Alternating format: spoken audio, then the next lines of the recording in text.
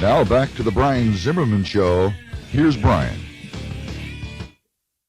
Hi, everyone. Brian here. Thanks for tuning in to another episode of the Brian Zimmerman Show, where I share personal stories and revelations of my good and bad experiences working in sales, music, and in radio.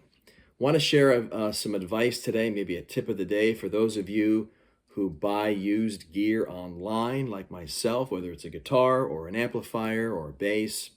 What do? We always go rush to watch a video, whether it's on YouTube or some platform, to hear how it sounds, right? Well, that's very misleading, and I'll tell you why. If you're buying a guitar, right, and the guy is playing it in this big room, right, or on stage somewhere, and you're going to play it in your small bedroom, it's going to have a completely different sound. Same thing with an amplifier. If the guy is demonstrating a guitar that you want to buy on a Marshall stack, and you're going to be playing it on a 30 watt, 50 watt combo amp, small combo amp, it's going to have a completely different sound. And this might be obvious to intermediate players, professional players, but people like myself who are amateurs at this, I think that at the end of the day, I think it's important to realize that you have to realize that the gear that you're listening to online or watching online will have a completely different sound once you get it home. I was looking at this Marshall DSL 40 amp, right? Loved how it sounded online, and got it home and it completely sounded different. It was muddy. It was flat sounding. It didn't sound anything like what I heard online.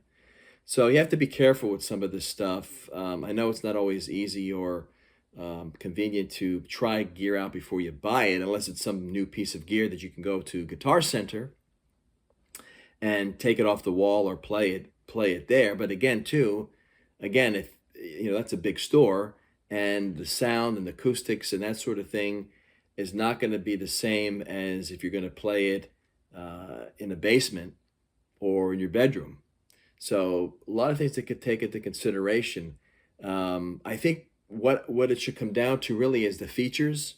If you're looking for certain pickups or certain controls, features on a piece of gear, and I think that's really what you go for. I always like to have an amplifier that has presence or a contour knob on it, and I think that at the end of the day, that kind of shapes and molds your sound.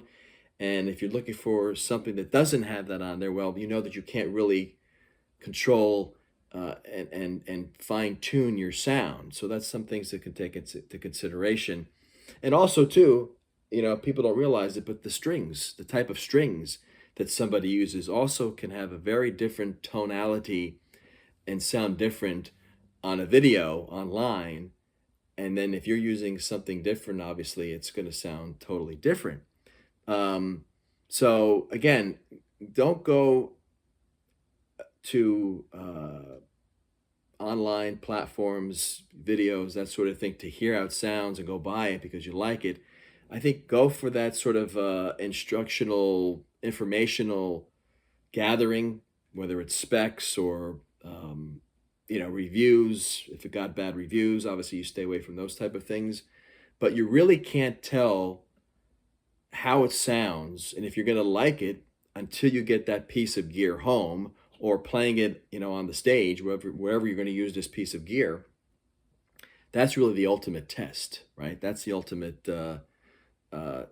sound test, not by what you're hearing by somebody playing it online. That is all for this episode. I'm Brian. As always, thanks for watching, thanks for tuning in, and I'll see you next time.